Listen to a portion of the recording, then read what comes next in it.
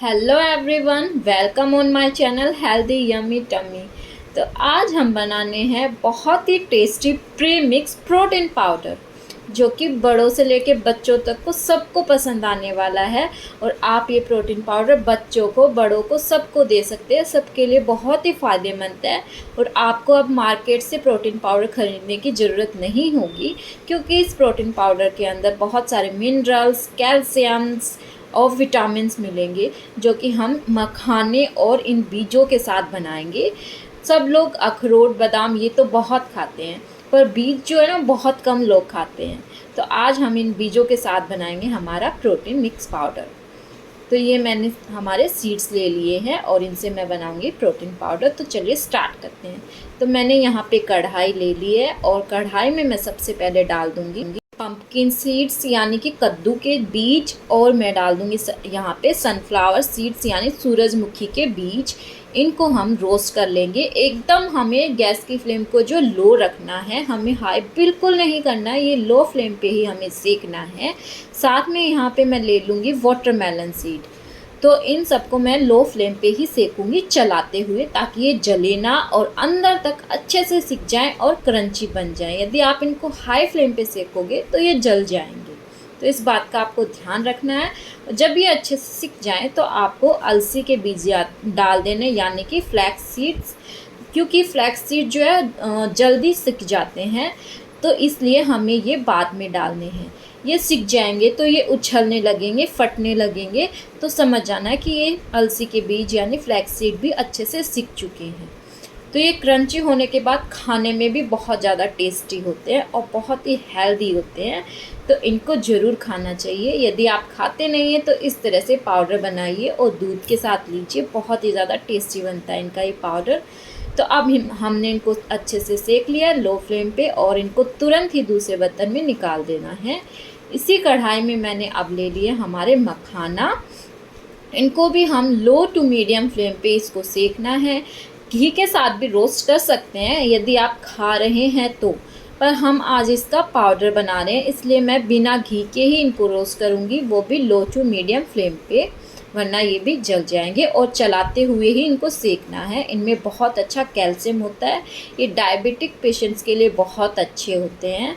तो ये हम इनको सेक लेंगे और इस तरह से फोड़ के हमें देखना है कि हमारे मखाने सिके हैं या नहीं। ये आप इनको रोस्ट कर लोगे तो ये अच्छे से पिस जाएंगे। जिस तरह कि आप कच्चे खाएंगे तो ये दांतों में चिपकते हैं, उसी तरह से हम इनको रोस्ट करके पीसेंगे तो अच्छे से पिस जाएंगे। तो यहाँ पे मैंने कढ़ाई में थोड़ा सा पानी ले लिया है और उसमें डाल दिया मैंने आधा किलो दूध। तो ये मैंने पानी इसलिए लिया था ताकि दूध हमारा नीचे कढ़ाई में ना लगे। तो अब हम इसको बॉयल आने के लिए छोड़ देंगे। आप चाहें तो इसके अंदर खजूर भी डाल सकते हैं, अंजीर भी डाल सकते हैं, पर आप यदि अंजीर डालें तो आप उनको अच्छे से वॉश करके और आधी घंटा के लिए भिगो दीजिए। फिर आप उनके टुकड़े करके दूध में डालिए और उसको अच्छी तरह से 5 मिनट तक पकाइए। बॉयल आने के बाद आपको 5 मिनट तक पकाना है, ताकि अंजीर अच्छे से पक जाए। तो अब मैंने इसके अंदर बॉयल आए इतने, यहाँ पे मैं ले लूँगी कस्टर्ड पाउडर। यहाँ पे मैंने 1 चम्मच कस्टर्ड पाउडर लिया है। जैसे कि मैंने बताया कि बच्चों को भी आप ये दे सकते हैं, तो बच्चों को अंजीर ज़्यादा पसंद नहीं होती है, तो इसलिए मैंने यहाँ पे कस्टर्ड पाउडर लिया है और थोड़े से दूध के साथ इसको अच्छे से मिला लूँगी, इसका पेस्ट बना लूँगी।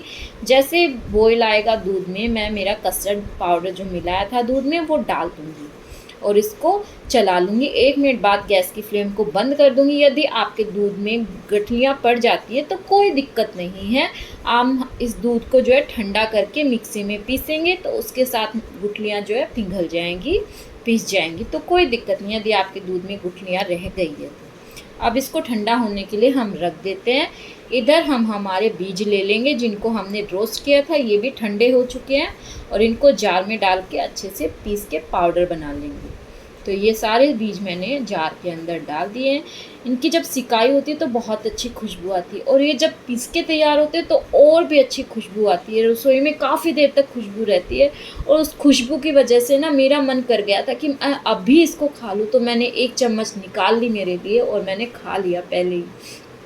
साथ में मैंने इसके अंदर डाल दिए मखाने और वापस हम इसको पीस लेंगे ताकि ये अच्छे से मिक्स हो जाए और इनका अच्छा सा पाउडर तैयार हो जाए।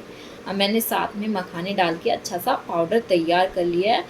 जब ये पिस के तैयार हुए थे दोनों चीज़, खुशबू इतनी ज़्यादा आई थी कि पूरी रसोई महक गई थी मेरी। काफ़ी देर तक इसकी खुशबू रहती है। और ये दूध मैंने ठंडा करके जार में ले लिया और मैंने पूरा पाउडर निकाल लिया था। तो यहाँ पे मैं 3 चम्मच पाउडर डालूँगी मेरे दूध के अंदर। आप चाहें जितना डाल सकते, जितना गाढ़ा आपको बनाना है, पर इतना काफ़ी होता है आधी किलो दूध के लिए, बहुत गाढ़ा बना था। मैंने यहाँ पे चीनी ले ली है। यदि आप डेट्स डाल रहे हैं, अंजीर डाल रहे हैं, तो आप चीनी मत यूज़ कीजिएगा। आप चीनी डालना नहीं चाहते तो आप गुड़ भी डाल सकते हैं, यदि आप अंजीर और डेट्स नहीं डाल रहे हैं तो अब मेरा ये दूध बन के तैयार हो चुका है, प्रोटीन शेक तैयार हो चुका है। अब मैं इसको डाल लेती हूँ।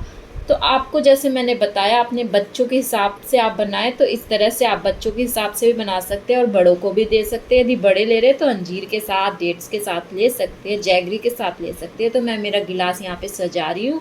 और बच्चों को देने के लिए आप चॉकलेट डाल सकते हैं। मैंने चॉकलेट दूसरे गिलास में डाला था ताकि बच्चे को एक सरप्राइज़ मिले चॉकलेट के साथ। तो ये रेसिपी आपको कैसी लगी मेरे प्रोटीन शेक की? अच्छी लगी तो वीडियो को लाइक करना, कमेंट करना, चैनल को सब्सक्राइब करना मत भूलना।